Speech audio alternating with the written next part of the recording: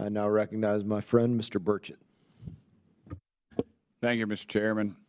It's an honor to call you a friend, brother. Thank you for what you did for our country and what you continue to do.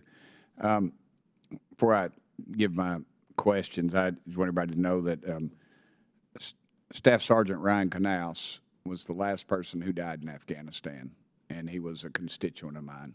His family are dear friends of mine, and they named I live on a state highway, and they named that, at my suggestion, they named that road after him. So I'm reminded of his sacrifice and the sacrifice y'all and your people have made. So thank y'all so much. I'm wondering, and you can just answer these briefly because I've got quite a few questions. General Sadat, what was the fighting like with the Taliban before President Biden's go-to zero order, and what was it like after? Sir, on the 31st of April, the last of American troops left from Helmand. On the 1st of May, the attacks in Helmand has decreased by 380%. This was like influx of hundreds and hundreds of Taliban driving from Iran and Pakistan. And the first provincial capital they wanted to capture was Helmand, where my command was. Unfortunately, Helmand is located just as a nod in front of Iran and Pakistan.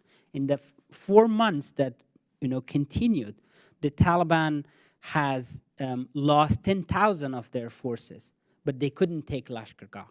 They conducted 17 suicide attacks only against myself when I was moving from one front line to another, but they couldn't take what they wanted to take. But the fighting was vicious. We lost a lot of people. Taliban lost a lot of people. It was very tough, very difficult. It was like in the movies. You can only see it in some of the World War II movies, except it was real. Right. My father fought in the Second World War, so in the Pacific, so thank you. Were the women and girls allowed to go to school before President Biden withdrew from Afghanistan? Yes, sir. And I assume they're not now. That's correct. Is that correct? No? Okay. Mr. Raggio, is that how you pronounce that name? Yes, sir. Oh, got it right. How many articles or studies did the Foundation for Defense of Democracies publish about the Taliban possibly taking over before it happened? I couldn't count, sir.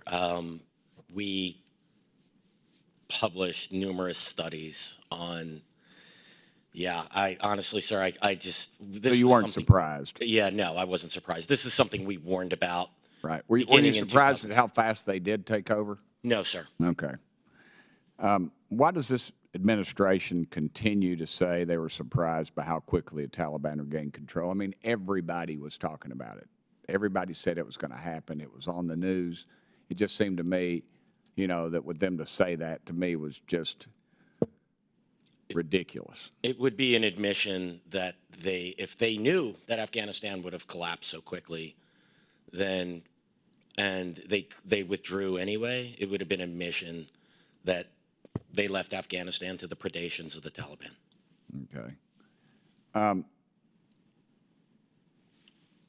Why does this administration continue to say, though? Why would they say they're surprised? I mean, they just have to admit they were wrong. I mean, it's kind of like our southern border. They can't admit we got a problem with fentanyl because they'd have to admit it's coming over the southern border. I mean, it's the same type of deal. It's kind of a diversion, in my opinion. It just seems to me, you made a mistake, let's move on. Take your lumps and go. Yeah, I think this administration, look, either it understands that Afghanistan was going to collapse or it didn't know. Neither is good. So it's maintained the quick collapse narrative in order to not, this administration doesn't want to reflect on its failure in issuing the order to withdraw from Afghanistan. Even the State Department report that was issued, I want to say a month or two ago, the primary blame was placed on President Trump. And as I've said numerous times, that Doha deal was a mistake, but it was a mistake that could be corrected. The withdrawal could not. The administration clearly hoped that it would gain some type of Vietnam-esque decent interval, withdraw from Afghanistan. Maybe it collapses in a year or two and they could point the finger at the Afghan government. I'm running out of time real quick. if the evacuation were properly planned, would the attack at Abbey Gate have occurred? No, that would have been an extremely difficult attack to have been carried out at Bagram.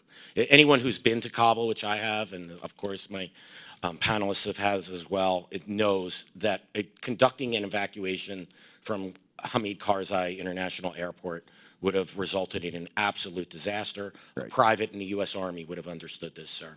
Okay. Thank you so much. Thank you, Mr. Chairman. Thank you, Mr. Burchett. You should know while I pinpoint us on starting on time, I have a laissez-faire approach to stopping the clock for individuals. If you're saying something valuable, we want to hear it.